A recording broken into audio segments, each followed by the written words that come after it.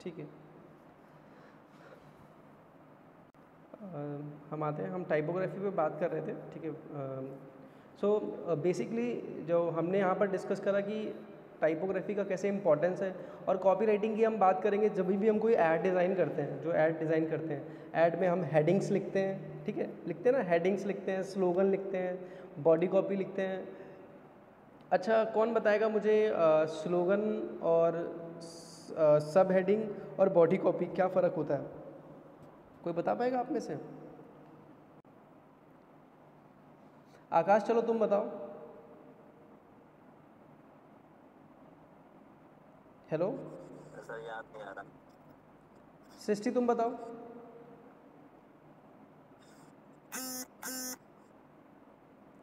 Sir heading, जो main heading रहती है प्रोडक्ट मतलब ऐड के लिए। हाँ, मेन हेडिंग रहती है, उसको उसको सुनो सुनो, उसको हम हेडिंग को स्लोगन भी बोल सकते हैं। हाँ हाँ, बोल सकते हैं। और सब हेडिंग क्या होता है? सब हेडिंग स्लोगन से, मतलब जैसे स्लोगन से हम लोग ऐड के बारे में ये तो बताते हैं, मतलब कि एक लाइन में उसमें बताते हैं, और उसमें हेडिंग उससे छोटी होती है। हाँ, छोटी होती है। हाँ, उसको सपोर्ट करती है, जो स्लोगन को सपोर्ट करती है, या एडिशनल इन्फॉर्मेशन। फिर बॉडी कॉपी फिर क्या होगी? और बॉडी कॉपी जैसे कोई प्रोडक्ट है उसके बारे में बताना, उसे बॉडी कॉपी कहेंगे। हाँ, उसके बारे में डिटेल इन्फॉर्मेशन देना, कि जैसे अगर किसी हम ब्रांड की बात कर रहे हैं तो ब्रांड किस स्टोर में अवेलेबल है, कहाँ अवेलेबल है, उसके बारे में जो जो इन्फॉर्मेशन है उसको हम बॉडी कॉपी बोलते हैं। तो उसकी एडिशनल इन्फॉर्मेशन, तो वो बॉडी कॉपी थोड़ी ज़्यादा भी हो सकती है, कि अगर कोई डिस्क्रिप्टिव ऐड है जिसके बारे में हम डिटेल में बता रहे हैं तो वहाँ पर डिस्क्रिप्शन ज़्यादा देंगे, तो वहाँ पर बॉडी कॉपी ऐड जाएगी। तो डिज़ाइन में जब हम करेंगे तो जितना इंपॉर्टेंट वहाँ विजुअल है उतना इंपॉर्टेंट हमारे लिए टाइपोग्राफी आएगा। तो इसके बारे में हमने लास्ट क्लास में भी कई चीज़ें डिस्कस करी थी, तो मैं फटाफट अब थोड़ा सा आगे बढ़ूँगा। थोड़ी सी इसमें कुछ टर्म्स यूज़ करे गए हैं, जैसे बता रहा हूँ, प्रिंटेड मैटर। यहाँ बताया गया है कि style and appearance of printed matter. किसी ने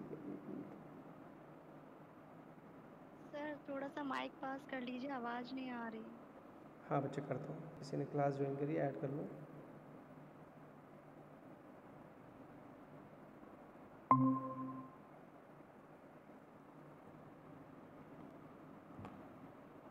ठीक है, अभी शालू आ रही है आवाज़ अब? हाँ सर, अब आ रही है। हाँ, तो हम बात कर रहे थे कि जब हम किसी जो स्टाइल को मतलब हैंड राइटिंग की स्टाइल को प्रिंटेड फॉर्म में देखते हैं, उसको हम कहीं ना कहीं टाइपोग्राफी बोलते हैं। ठीक है, आर्ट ऑफ अरेंजिंग टाइप मतलब आ गया, टाइप मतलब हो गया कि जो टेक्स्ट वाला पार्ट है उसका अरेंजमेंट मतलब वहाँ पर टेक्स्ट के किसी ने फिर से क्लास ज्वाइन करी है।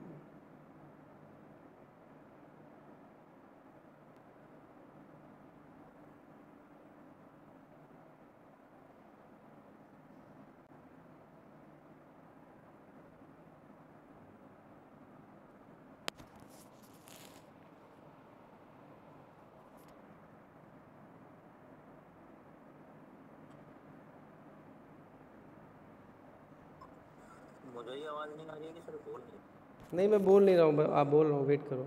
ठीक है, हाँ, अब वापस से इसी स्लाइड पे आते हैं जहाँ पर हम बात कर रहे हैं कि जैसे क्या होता है कि अरेंजमेंट ऑफ टाइपोग्राफी। अरेंजमेंट मतलब जो टेक्स्ट वाला पार्ट है उसको हम कैसे अरेंज कर रहे हैं, कि कोई भी चीज़ लिखी हुई है तो उसके जो बीच का स्पेस, दो जो अल्फ़ाबेट्स हैं उनके बीच का स्पेस क्या है, दो लाइन के बीच का स्पेस क्या है, उसकी थिकनेस कितनी है, उसका कलर कैसा है। मतलब कलर तो उतना नहीं आएगा, कलर तो फिर अलग एलिमेंट हो गया डिज़ाइन का।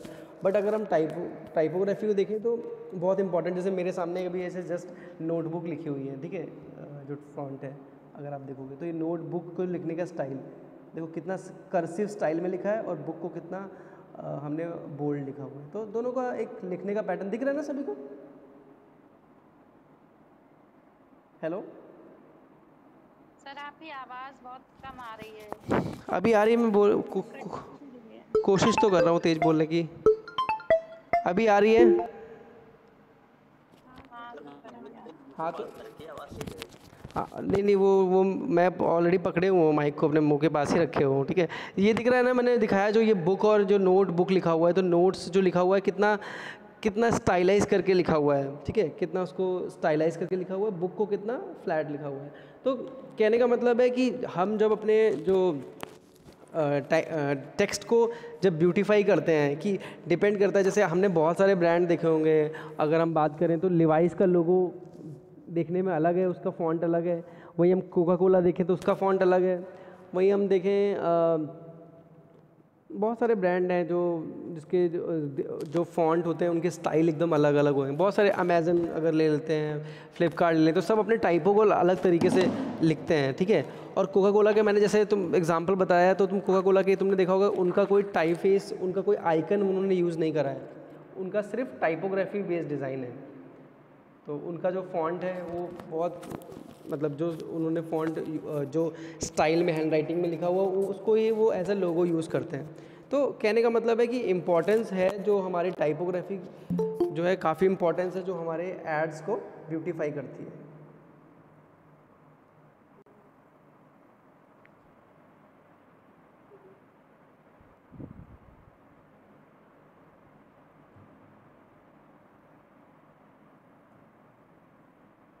ठीक है, इतना क्लियर है सभी को?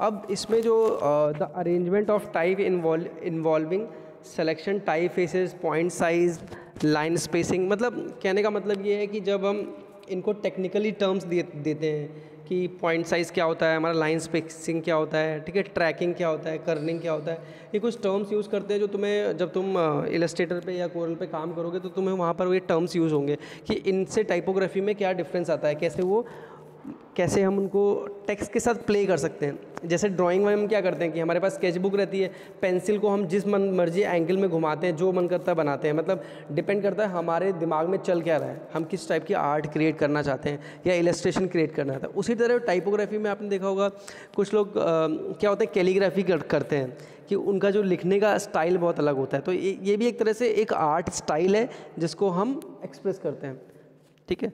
किसी ने कोई कैलीग्राफी में है इंटरेस्टेड, किसी ने किया है कभी काम आप में से किसी ने, या किसी को अच्छी लगती है? बीएफए में कभी करा है कुछ ऐसा, बीएफए एमएफए या पर्सनली कुछ करा हो? हेलो हेलो, जी सर। किसी ने करा है कैलीग्राफी में काम करा है कभी? No sir. नहीं किया? अच्छा, तो हाँ बोल दो ना बोल दो, ठीक है ठीक है। हाँ, तो चलो हम आगे बढ़ते हैं। अब टाइपोग्राफी में इसमें एक पॉइंट बोला जा रहा है, typography has been put in firms television and online broadcast to add emotion of communication, कि हम आप लोग ना अपने नोट्स भी साथ में लिखते चलो, साथ साथ में कॉपी ले लो, पेन ले लो, तो ये चीज़ें आपको काम आएंगी। ले लो, ये लिख लो, नहीं फिर स्लाइड में आगे कर दूंगा। सर आपकी आवाज़ क्लियर नहीं आ रही है। बच्चे मैं कोशिश तो कर रहा हूँ, माइक तो पकड़े हुए हूँ साथ में ही। हेलो, हाँ सर अभी आ रही है? मैं कह रहा हूँ इस साथ साथ में नोट करते चलो और मैं समझाता भी चलूँगा इन पॉइंट्स में, तो तुम्हें क्लैरिटी मिल जाएगी, ठीक है। अभी फ़िलहाल में ऐसा करो, इस स्लाइड का चाहो तो स्क्रीनशॉट ले लो, ठीक है। तो वो भी तुम हाँ, तो वो फिर बाद में लिखते रहना, फिर ना काफ़ी टाइम लगेगा। बाकी मैं एक्सप्लेन कर देता हूँ जो लिखने वाले पॉइंट, लेकिन फिर भी कॉपी लेके बैठो, कई बार कुछ चीज़ें ऐसे डिस्कस होती हैं वहाँ पर क्लियर हो जाता है, तो वहाँ पॉइंट लिख लो, ठीक है। आगे बढ़ते हैं हम नेक्स्ट पॉइंट पे। अब यहाँ पर थोड़ा सा हिस्ट्री के बारे में बताया गया है, ठीक है, कि टाइपोग्राफी का मतलब कैसे जन्म हुआ। तो ऐसा बताया जा रहा है कि पहले मेसोपोटामिया में ऐसी कुछ सिलेंड्रिकल सील्स होती थी जिनको रोटेट करके हम इम्प्रेशन लेते थे टाइप के। तो उस टाइप की हिस्ट्री के बारे में बताया जा रहा है कि वहाँ से हमने इम्प्रेशन लिया है कि वहाँ पे रोलर्स होते थे और उनको क्ले पे इम्प्रेशन लेके हम टाइपफेस निकालते थे। तो उसके बारे में भी थोड़ा बताया गया है कि टाइपोग्राफी आज से नहीं, बहुत एंशिएंट स्टाइल है, ठीक है। आगे चलते हैं।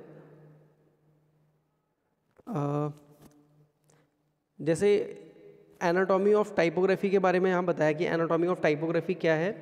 सो एनाटॉमी, इसमें कुछ टर्म्स यूज़ होते हैं, जैसे कि एक आपका टर्म है जिसको बोलते हैं लेटर स्पेसिंग, ठीक है।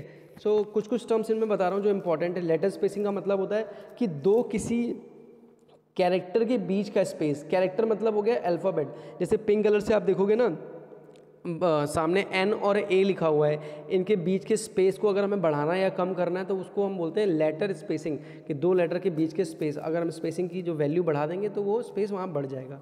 तो ये कुछ टर्म्स यूज़ होते हैं, इनको लेटर स्पेसिंग बोलते हैं। एक यहाँ पर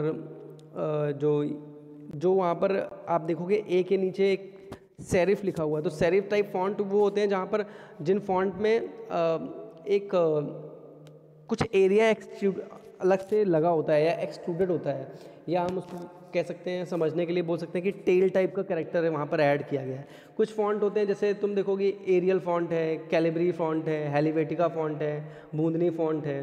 तो बहुत सारे फॉन्ट हैं जो मतलब जिनमें कोई भी सेरिफ नहीं लगा हुआ है। तो सेरिफ मतलब होते हैं थोड़े कर्सिव फॉन्ट, उनको हम सेरिफ फॉन्ट बोलते हैं। सेंस सेरिफ मतलब हो गया जो फ्लैट फॉन्ट है, जैसे एरियल का एग्जांपल मैंने आपको दिया, तो एरियल में कोई भी स्टाइलाइज नहीं किया गया है, ठीक है, तो उसको हम सेंस सेरिफ फॉन्ट बोलेंगे। इतना क्लियर है सभी को? हाँ, और हाँ, तो ये कुछ चीज़ें हम यूज़ करते हैं। और यहाँ पर बताया जा रहा है सेरिफ और सेंस सेरिफ के बारे में मैंने फ़र्क बता दिया। स्ट्रोक बोलते हैं, स्ट्रोक हम बोलते हैं जब किसी भी जो हमारा कैरेक्टर की आउटलाइन होती है, जैसे ये, इसको हम बोलते हैं स्ट्रोक। जैसे ये आप देखोगे ना स्क्रीन पे, तो स्ट्रोक मतलब हो गया किसी भी कैरेक्टर के आउटलाइन पे जो कितना मोटा स्ट्रोक है। मतलब स्ट्रोक ये 2 mm में हो सकता है, 3 mm, 5 mm, जितनी वैल्यू हम बढ़ाएंगे तो आउटलाइन को हम इसको एक टर्म यूज बोलते हैं, इसको स्ट्रोक बोलते हैं। ये चीज़ें आप जब सॉफ्टवेयर पे डिज़ाइनिंग करोगी तो वहाँ पर भी आपके काम आएंगी, ठीक है। असेंडर डिसेंडर का उतना यूज़ नहीं आता, तो जो मतलब की चीज़ें वो मैं आपको बता देता हूँ, ठीक है। एक और टर्म आता है इसके बाद, कर्निंग एंड ट्रैकिंग स्पेस, ठीक है। सो कर्निंग बोलते हैं हम the process of adjusting the space between characters in a proportional font to achieve a visual result। कि दो कैरेक्टर के बीच के स्पेस को जब हम प्ले करते हैं उसको हम बोलते हैं कर्निंग स्पेस, ठीक है।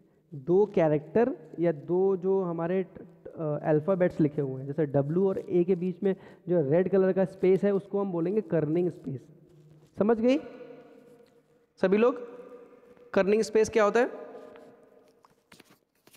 क्योंकि एडवर्टाइजिंग में जब आप आगे करोगे चीज़ें तो आपको ये टर्म्स काम आएंगे, क्योंकि वहाँ पर जब आप वैल्यू बढ़ाओगे ना सॉफ्टवेयर में, तो वहाँ पर ऐसे लिखा होता है कर्निंग स्पेस, ट्रैकिंग स्पेस और लीडिंग स्पेस। तो उनके बारे में थोड़ा पता होना चाहिए। कर्निंग मतलब दो अल्फ़ाबेट्स के बीच के स्पेस को बोलते हैं कर्निंग स्पेस। ट्रैकिंग स्पेस बोलते हैं जब हम सारे अल्फ़ाबेट्स को एक साथ एडजस्ट करते हैं प्रोपोर्शनली, उनको हम बोलते हैं ट्रैकिंग। तो यहाँ पर लिखा हुआ है लेटर स्पेस भी बोलते हैं या फिर ट्रैकिंग बोलते हैं, कि हम जब सारे कैरेक्टर्स को एक साथ छोटा या बड़ा करते हैं। जैसे आप देखो ट्रैकिंग में आपको समझ में आ जाएगा ये चीज़ दिखाई में, this is called tracking space, कि उस स्पेस को हम एडजस्ट कर रहे हैं। जैसे कि खींच के टेक्स्ट को छोटा बड़ा कर रहे हैं, बट उसके प्रोपोर्शन के साथ, प्रोपोर्शनली, मतलब T और R के बीच में जो स्पेस होगा वही A और R के बीच में होगा, सबके बीच में इक्वल डिस्ट्रीब्यूशन ऑफ स्पेस होगा। ये क्लियर है पॉइंट सभी को? जी सर। हाँ चलो ठीक है, फटाफट आगे चलते हैं। हाँ आगे चलते हैं। अब हम यहाँ पर बात करेंगे टाइपोग्राफी में, कि इसमें बताया जा रहा है टाइपफेस और फॉन्ट में क्या डिफरेंस होता है। तो टाइपफेस मतलब होता है कि और फॉन्ट, ही मैंने लास्ट क्लास में ही बताया था। लास्ट क्लास में कौन था मेरी? सृष्टि आप थी शायद, यस सर। सृष्टि थी और कौन था? शालू आप भी तो थी? प्रगति। हाँ तो चलो कई लोग थे, तो प्रगति तुम बताओ टाइपफेस और फॉन्ट में क्या फ़र्क होता है? सर जैसे कि जो सॉफ्टवेयर होता है ना, उसमें जो फॉन्ट दिए रहते हैं, तो उसमें एक जैसे एरियल दिया रहता है, तो एरियल के ही बहुत सारे टाइप्स होते हैं, तो उसको फॉन्ट बोलेंगे, और जो एरियल होता है उसको टाइपफेस। हाँ वेरी गुड सृष्टि। सभी को क्लियर हो गया जो सृष्टि ने बताया? सभी को क्लियर हो गया सृष्टि ने जो बताया अभी? अनामिका? अरे हाँ ना, क्लियर हो गया ना सबको? तो फिर मैं ये पॉइंट डिस्कस नहीं कर रहा हूँ, क्योंकि प्रगति ने एकदम सही बताया, तो इसको हम नहीं डिस्कस कर रहे हैं, ठीक है। क्लियर हो गया ना टाइपफेस और फॉन्ट के बारे में क्या डिफरेंस है? जो एक टाइपफेस होता है, टाइपफेस मतलब एक टाइप ठीक है। एक टाइप जैसे एरियल टाइप बताया इन्होंने, ठीक है। एरियल के बहुत सारे टाइप होते हैं, जैसे एरियल बोल्ड होता है, एरियल इटैलिक होता है, एरियल आपका रेगुलर हो सकता है, एरियल आपका थिन हो सकता है। तो वो जितने अलग अलग फैमिली के जो फॉन्ट्स होंगे उनको हम फॉन्ट बोल रहे हैं, मतलब एक टाइप के कई फॉन्ट हो सकते हैं। तो भाई बस वही चीज़ समझाएगी, ठीक है। चलो ये फटाफट इन पर सेरिफ सेंस सेरिफ पे हमने ऑलरेडी बात कर ली थी, इसको ज़्यादा नहीं लेते हैं, आगे बढ़ते हैं।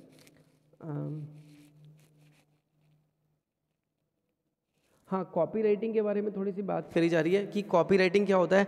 Is an act of occupation of writing text from a purpose of advertising or a firm or a marketing. मतलब जो कॉपी राइटिंग है, कॉपी राइटिंग चाहे ये लिख लो, डेफिनेशन सही है कि purpose of writing for a particular occupation, लिख लो, ये लाइन लिख लो, copy writing is a act of or occupation or writing text for a purpose of advertising.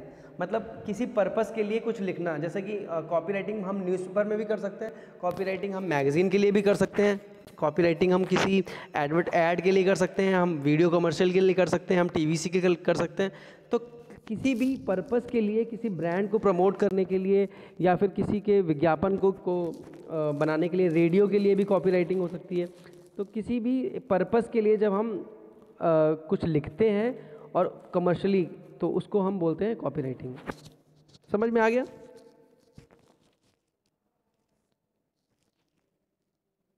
Hello, हाँ सर आ गया। हाँ, तो आप लोग लिख रहे हो कि नहीं लिख रहे हो?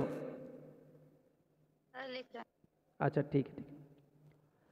The product and copy of sale copy is written content that aim to increase brand awareness and ultimate pursuit a person to group to take the action.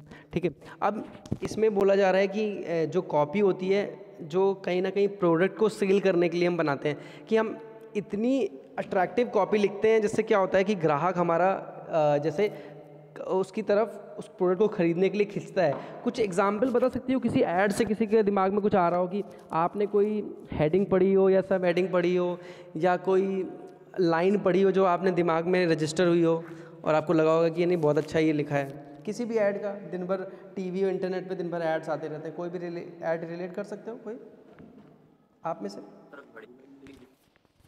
क्या कह रहे हो आकाश?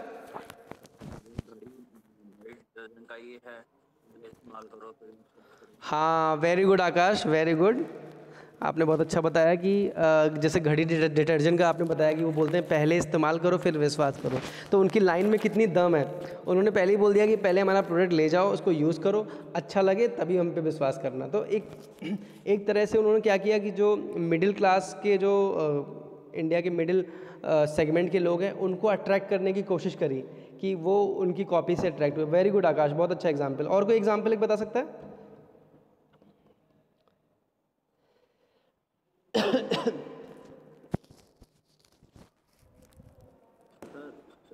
केसर पुड़िया।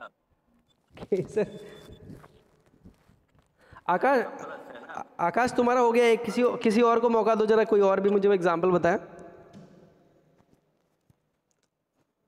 प्रगति है, सौम्या, कौन बता? सर स्ट्रांगनेस के लिए क्या क्या बताओ? क्लिनिक प्लस का आता है सर। क्लीनिंग प्लस जरा क्या है, उसका ऐड है? सर मुझे दिमाग में आ नहीं रहा है, लेकिन देखा है। तो क्यों नहीं दिमाग में आ रहा है? थोड़ा सा ना तुम लोग ना अब एमएफए के बच्चे हो गए हो ना, तो हर चीज़ को ना थोड़ा रजिस्टर किया करो। टीवी में कभी ऐड देख रहे हो, इंटरनेट पे देख रहे हो, यूट्यूब पे देख रहे हो, टीवी देखते ही नहीं है। जहाँ पे देखते हो, न्यूज़पेपर देखते हो, जब घर जाती होगी या रास्ते में कभी तो बैनर देखते हैं। बहुत दिन से देखा नहीं है सर कुछ। फ़ोन तो देखती होगी ना, फ़ोन पे तो कुछ चलाती होगी ना, फेसबुक, इंस्टाग्राम या कुछ यूट्यूब कुछ तो देखती होगी। सर तभी तो बोला सर, देखा है, याद नहीं है। हाँ, तो मैं कह रहा हूँ कि जो ऐड है ना, उनको नोटिस किया करो कि इस ऐड को, उसका कॉन्सेप्ट क्या है, कैसे डेवलप करा है।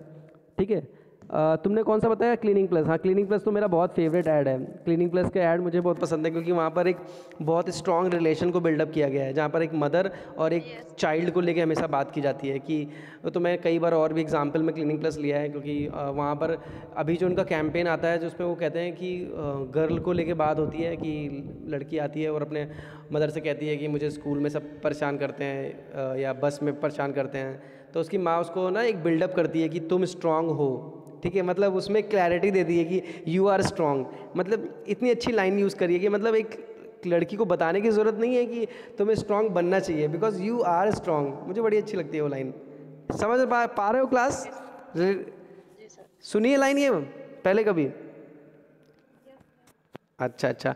तो इस तरह से कई ऐड आते हैं। फेविकोल वाले अपने ऐड बनाते हैं, फेविक्विक के ऐड आते हैं, हॉर्लिक्स वाले ऐड बनाते हैं, ओरियो बिस्किट के ऐड बनते हैं, ठीक है। तो आप देखोगे तो इन ऐड में ना कोई एक रिलेशन को बिल्डअप करा जाता है और उसके थ्रू तो उसी को, जैसे घड़ी का एग्जाम्पल आकाश ने जो दिया मुझे बहुत अच्छा लगा उनका, आकाश का एग्जाम्पल जो उन्होंने बताया आकाश ने कि हम कैसे जो घड़ी डिटर्जेंट है वो बोलता है कि पहले इस्तेमाल करें और फिर विश्वास करें। ये भी तो किसी ने सोची होगी ना लाइन अपने ब्रांड को बेचने के लिए। तो इसी को डेटॉल का भी है, माँ का भरोसा है। हाँ, माँ माने डेटॉल का दूल्हा ठीक है, डेटॉल का भरोसा। बी 100% श्योर, मतलब उन्हीं बोलते हैं बी 100%। तो ये एक होती है एक परफेक्ट कॉपी या परफेक्ट एक लाइन जो डेटॉल बोलता है कि बी 100% श्योर, कि मतलब अगर हम आपको ये डेटॉल की सीसी दे रहे हैं तो आपको कुछ सोचने की ज़रूरत नहीं है। हमारी जो ये बॉटल है ये 100% आपके जो इन्फेक्शंस है या जो सफाई में हेल्प करेगी या वो आपकी बैक्टीरिया वायरसेस को मारेगी। और अभी तो वो भी क्लेम करते हैं कि हम कोरोना को भी मारेंगे। टीवी में ऐड आते हैं तो वो बोलते हैं कि कोरोना के ऊपर 100% रिजल्ट है। तो मे बी मार्केट में इस तरह के ब्रांड्स आते हैं जो कहीं ना कहीं अच्छी कॉपी के थ्रू, अच्छे विजुअल के थ्रू, अच्छे कॉन्सेप्ट के थ्रू। अब इनका काम वही है ना। अब देखो डेटॉल भी वही है, सेवलॉन भी वही है, वही काम करता है, डेटॉल बनाता है। और भी हो सकता है कि मतलब डिसइंफेक्टेड क्लीनर जो होते हैं, कई सारे ब्रांड होते हैं। लेकिन डेटॉल इतना छाया क्यों रहता है कि डेटॉल ने क्या हुआ है बार बार ऐड करके टीवी में अपने आपको माइंड में रजिस्टर कर लिया है कि मदर को भी पता था कि डेटॉल अच्छा है, आपको पता है, ठीक है। डेटॉल के देखो कितने सारे चीज़ें, वाइप्स भी आ गए हैं आजकल तो, इनफैक्ट सैनिटाइज़र, उसके क्लीनिंग वाइप्स भी आ गए हैं, बहुत सारे प्रोडक्ट आ गए हैं। तो वो they keep on updating their products, तो उनको अपडेट करते रहते हैं और बार बार ऐड करके वो रजिस्टर करते हैं। तो ये होती है पावर एक अच्छी उसकी क्या बोलते हैं बॉडी कॉपी और स्लोगन की, ठीक है। चलो हम फटाफट अब आगे बढ़ते हैं। अब यहाँ बताया गया टाइप्स ऑफ कॉपी, मतलब अलग अलग कॉपियाँ होती हैं जहाँ पर हम कई बार जो कॉपी किस पर्पज़ के लिए लिख रहे हैं, ठीक है। किसी को अटेंशन देने के लिए लिख रहे हैं, ठीक है। किसी को एश्योरेंस देने के लिए, मतलब विश्वास दिलाने के लिए लिख रहे हैं। जैसे घड़ी का एग्जांपल आ गया, वो एश्योरेंस पे आ जाएगा कि हम इंश्योर कर रहे हैं कि हमारा जो पाउडर है बहुत अच्छा है। बाकी वो है रियल में क्या, वो सभी को पता है, ठीक है, वो रियल में कैसा है क्या है, लेकिन कहते वो हैं, ठीक है। और ब्रीफिंग मतलब हो गया, ब्रीफिंग मतलब किसी ऐड को रिलेट कर दिया कि हम किसी ऐड की ब्रीफिंग देते हैं, ठीक है।